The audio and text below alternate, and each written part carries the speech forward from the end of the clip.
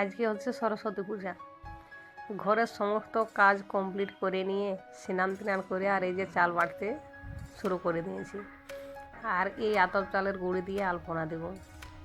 অনেকেই খড়ি মাটি দিয়ে আলপনা দেয়, তো আমি খড়ি মাটি ব্যবহার করি নেই, আতপ চালের গুঁড়ি দিয়েই দিই। তো যতক্ষণ আমি চাল বাটতেছিলি ততক্ষণ আমার সোনাবাবুর পিঠে দোল দোল করতেছিল গলাটায় লড়কে নিয়ে। তারপর এই যে এইদিকে আছে যে ওরা বেলপাতা তুলছে আর ও দেখছে, বলছে ওই উপর দিকে আছে, ও দেখান দিচ্ছে পাতাগুলো যে এই পাতাগুলো তুল। তো আমি এদিকে আলপনা দিতে আসেছি, আর আলপনা দেওয়ার জন্যে আমার আজকে মানে এত তাড়াহুড়া লাগে, মনে হয় যে কখন রেডি হও আমি আলপনা দেবো। আর এইসব কাজ করতে অনেক ভালো লাগে।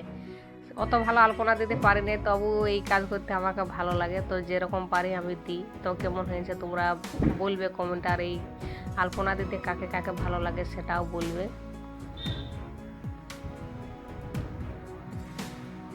থালা আসছে একটা একটা, আর ওরা বলছে যে আজকে ঠাকুর অনেক আগেই আসবে, ঠাকুরের অনেক তাড়া আছে, বলছে আজকে এইখানে পূজাটা করবে তারপর অন্য জায়গায় যাবে। আর আগে যদি আলপনাটা দেওয়াটা না হয় তবে শুকাবে নাই।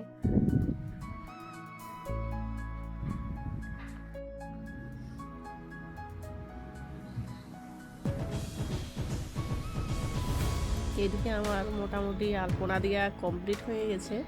তারপর নিচটাই দেবো, এই যে এই নিচটায় অনেক বড় করে আলপনা দেবো যতটা জায়গা আছে।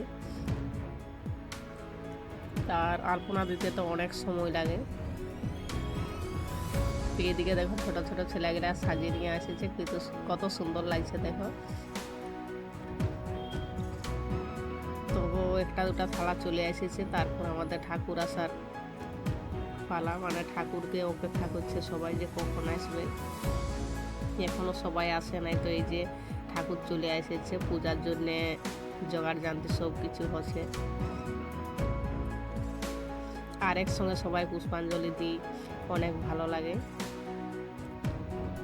ঠাকুরের অনেক তাড়া, তো সেই জন্য যেটা 3বার করা সেটা একবারও শান্তি করে নিয়ে পার করে দিয়েছে, বলছে আজকে অনেক তাড়া আছে।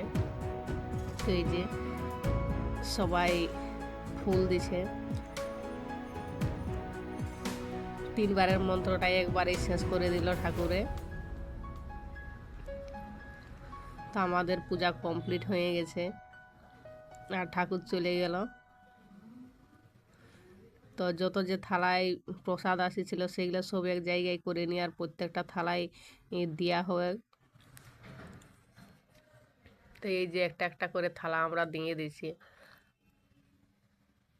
তারপর কিছুগুলা লোক ছিল, আমি প্রসাদ বিলি করছি, বিলি করার পরে খাওয়া দাওয়া করতে হবে, কারণ আজকে অনেকটাই দেরি হয়ে যায় খাওয়া দাওয়া করতে।